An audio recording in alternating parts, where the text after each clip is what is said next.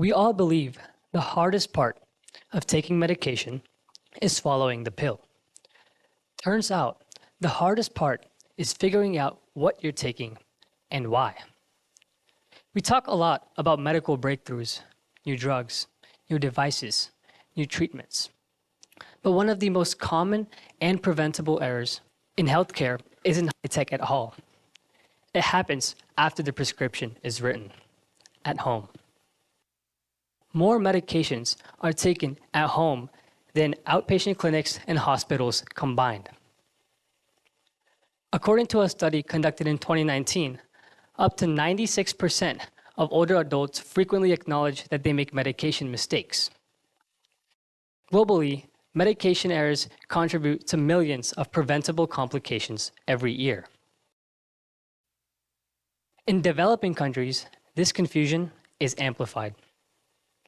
Instructions are rushed.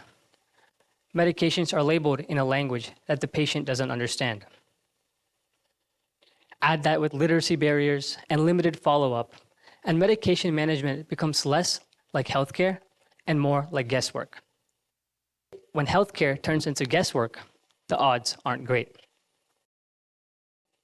But let's not pretend that this is just a problem over there. In the US, medication management, even with advanced healthcare, medication errors still remain common. Similar looking pills, similar names, different doses, different schedules. In the United States, medication management is complicated by polypharmacy, the use of multiple medications at once. One study showed that within the past 20 years, the number of US adults managing complex medication regimens has roughly doubled. Another study showed more than 40% of adults in the United States take at least 5 medications. All it takes is one misexplanation, one misunderstanding for a preventable error to occur. This isn't a knowledge problem, it's a design problem. So a fair question is, if medication errors are such a widespread problem, don't we already have solutions to fix them? We have apps, we have reminders, we have smart devices. But even with these tools, confusion still happens. Not because people are careless, but because we're asking people to perform a task which requires perfect memory, perfect vision, and perfect understanding every single day. Current solutions are designed for people who already do well with technology. But think about the people who need this the most.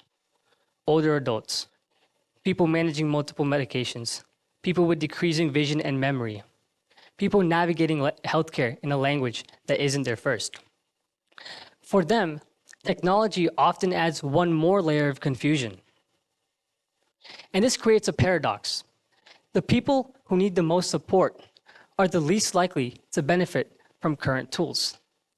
And it's not because they're incapable, but it's because we didn't design these tools for them.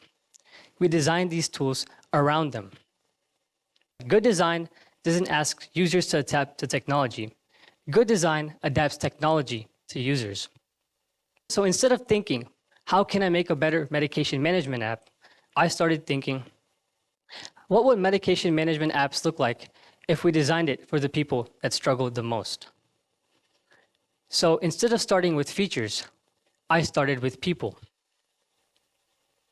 I shared it with older adults, people managing multiple medications, people who aren't tech savvy, and people who generally hesitate when you hand them something new technology related. However, they tried it, and they kind of liked it.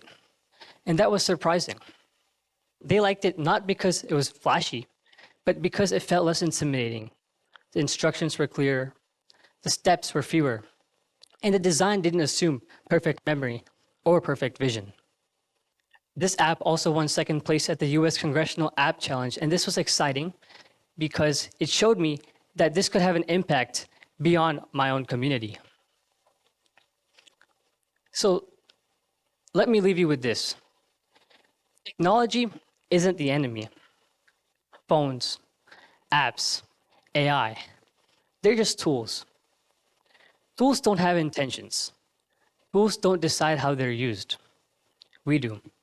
And we can either choose to blame our devices, or we can choose to create something that solves real world problems, helps people, reduces confusion, and makes life a little easier.